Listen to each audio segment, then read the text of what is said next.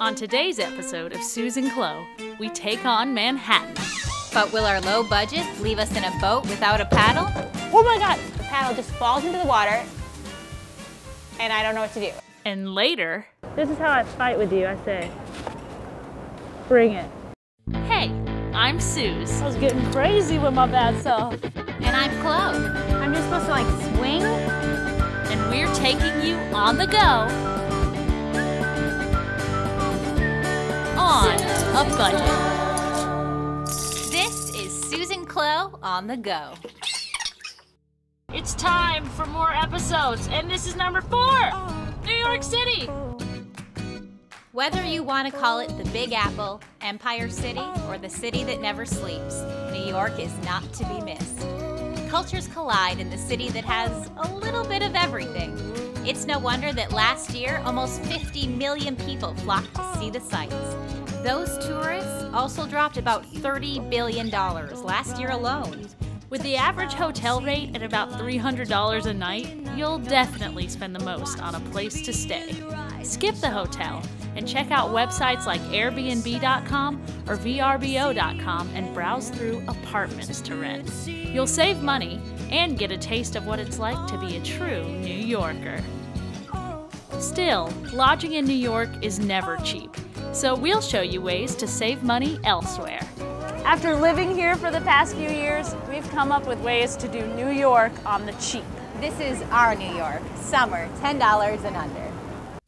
First things first, the subway. It's not as scary or complicated as it may seem. Cheapest way to get around New York is to walk. The second is the subway. So if you want to go on the subway, you're going to need to get a Metro card. You get a Metro card at one of these little machines. It's $2.25 for a single ride, and then you can get unlimited rides for a week, a month. A week pass is $29. If you're using the subway all the time, it's definitely worth it.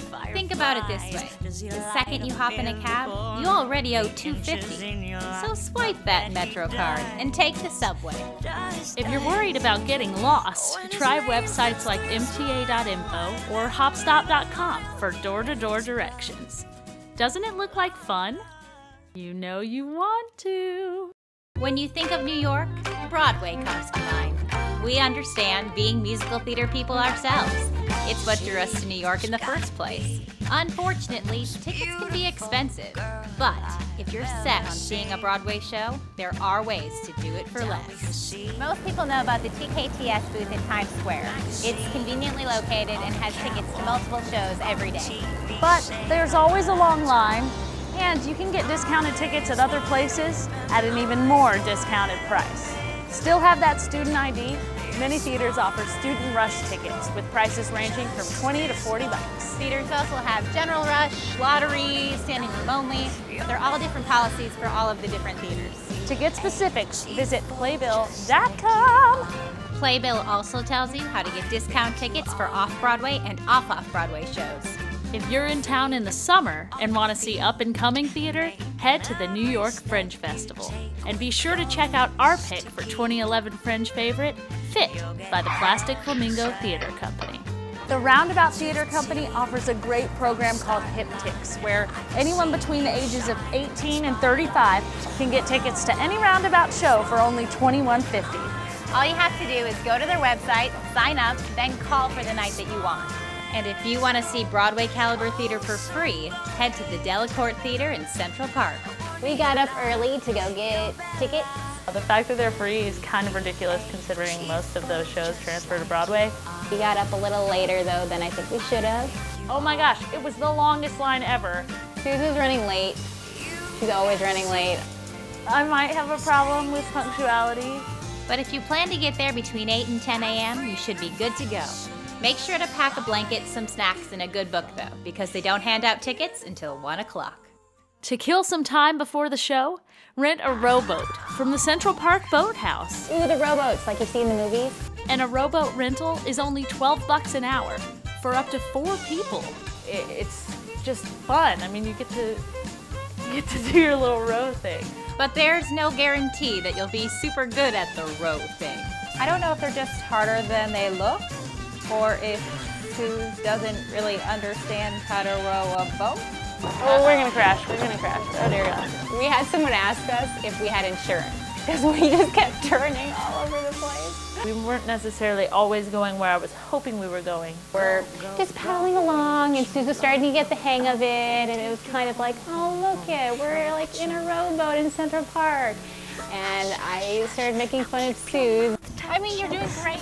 You're doing great. Chloe was giving me a hard time about my awesome rowing skills, and so I stood up and I was like, "Ooh, we're rocking the boat, we're rocking the boat, we're rocking the..." And I totally dropped the paddle in the water.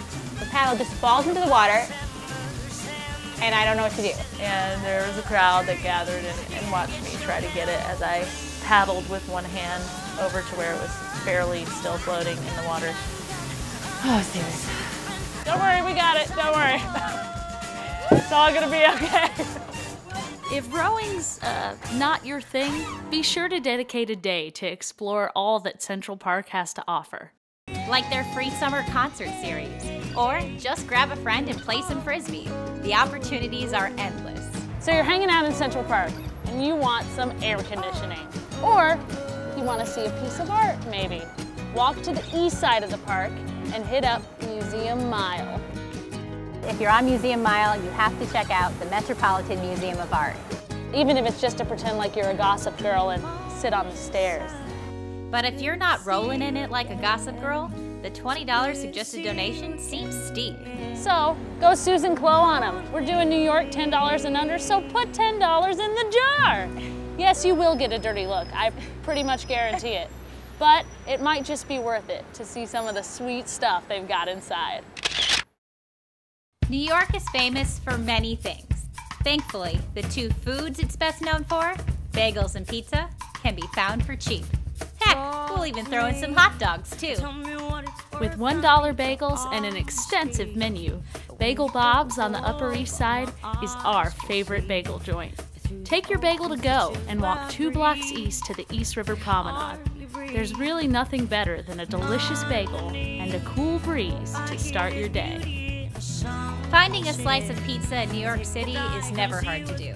But to get the best bang for your buck, we recommend 99-cent fresh pizza at 41st and 9th. It's convenient to Times Square and the prices can't be beat.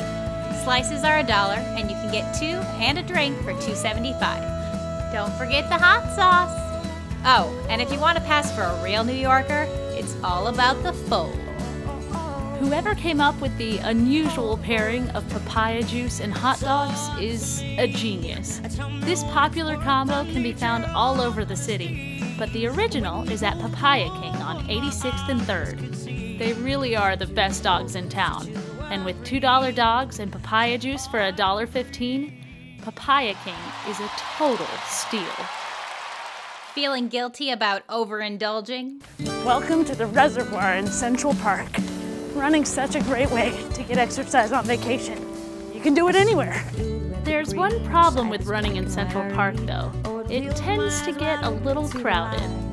This is Riverside Park, situated right along the Hudson River up on the Upper West Side. It's beautiful and a little less crowded than Central Park.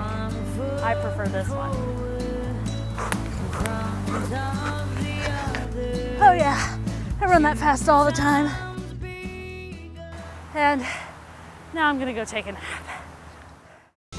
Coming up on Sus Chlo, a little friendly competition. Loser buys lunch. Gets intense. I'm gonna take you out. You ready for this beast? Sus